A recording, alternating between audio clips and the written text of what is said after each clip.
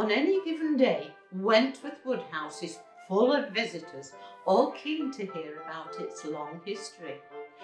This is a house that has a wealth of stories, myths and legends. In the latest film in our A to Z series, we've reached Q for questions.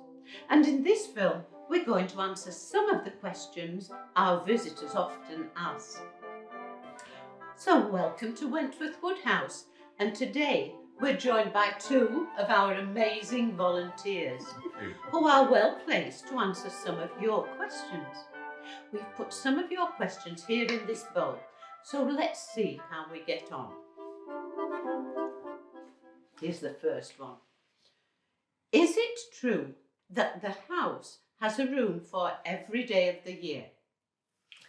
No one was very sure about this one, so I got out the architectural drawings and counted the rooms, and including rooms in the main building only, including any storage area big enough to walk into, I can now reveal that we have, drumroll please, 327 rooms.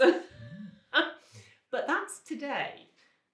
Older plans reveal more rooms. I mean, back in the 50s, when the kitchens were refurbished, we lost the second butler room, we lost the pickle room, we lost the second scullery, and two ginormous larders were knocked through into one.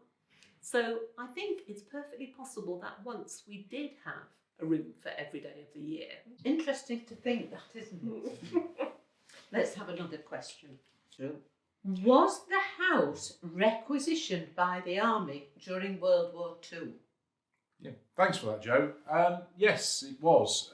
It was requisitioned by the Intelligence Corps, who used it as a base. And during that time, the family moved into quarters on the western wing of the house, and so the army could occupy the building. All their belongings were placed in storage in the cellar for the duration of the Second World War. So yes, the army was based here during World War II. Nice to think that we were of use, isn't it? Another question. I think this is for you. Is it true that the famous ballerina Anna Pavlova performed here? No.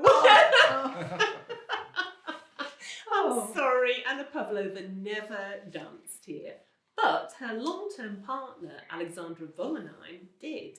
And it was he who danced in 1912 in the Marble Saloon in front of King George V and Queen Mary. But he danced with Lydia Kyasht, who was the very first of the great Russian ballerinas to come to this country. And interestingly, she always claimed to be the first in the world to dance the dying swan that became Pavlova's trademark, but it's never been proven. Oh. Well, that's certainly killed off one of the rumours, hasn't it? Yeah. Oh. How many servants were there at Wentworth Woodhouse? Well, as you can imagine, Joe, a house the size of this required a vast number of servants covering a diverse range of roles. And records show that there were up to 80 servants in the house itself, plus a large number outside as well. Gamekeepers, greenkeepers, gardeners, stable lads, grooms attending to the horses. We even had one whose job description was that of mole catcher. And so it was their job to catch and exterminate the moles, the pesky little things that were digging up the lawns. So, yeah, a lot of servants. What a fabulous job. We could go on. There are so many questions, but we hope this has answered some of them.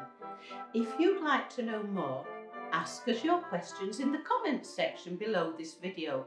And throughout 2023, we'll run a whole series of short videos answering questions and debunking some of the myths about the magnificent Wentworth Woodhouse.